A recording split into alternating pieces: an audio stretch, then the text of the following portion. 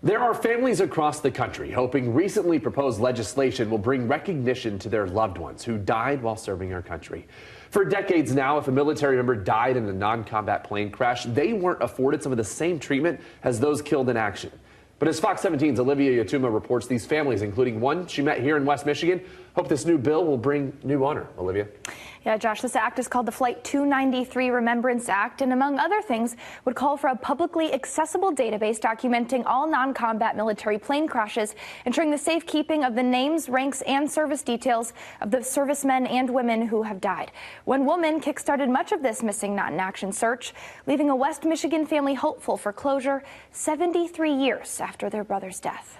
We got the telegram on my birthday, November 1st, that they were missing in action.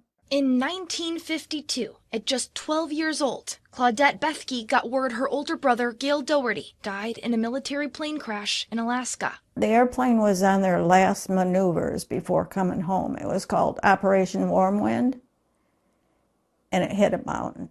All these years later, at age 84, she's still seeking answers. I've been fighting a long time. Claudette and her brother Charles Doherty are the only two siblings left of 8 working to honor Gale's legacy.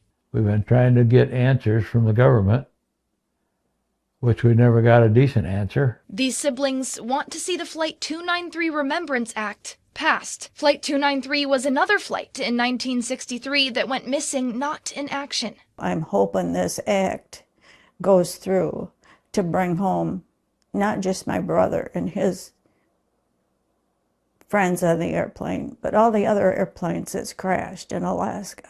I'm hoping I can see it passed and get some results before I die.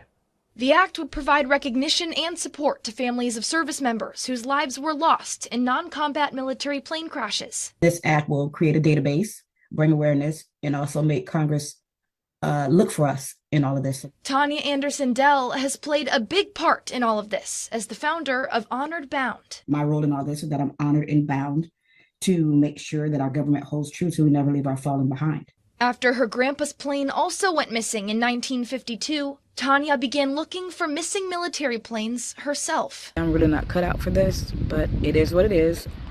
Hopefully we can get to this other side and see what things look like. Not only do I fight, I also look. I can't tell the military, hey, you need to look for these without actually doing it myself. Now, both planes that went missing in 1952 were found, and Tanya was among those to get boots on the ground. Our government said that we never leave our fallen behind, and you're leaving this pool of service members behind. And I want you guys to hold to it. Claudette and Charles are hopeful that the government will hold to it. I was in the service myself, and the word is no man left behind. Well, they were servicemen. And that their brother will not be left behind. If we could get something of my brother's, that would be closure. Tanya tells me the Flight 293 Remembrance Act has not yet been passed. It was filed earlier this month and is making its way through Congress. In studio, Olivia Yatuma, Fox 17 News.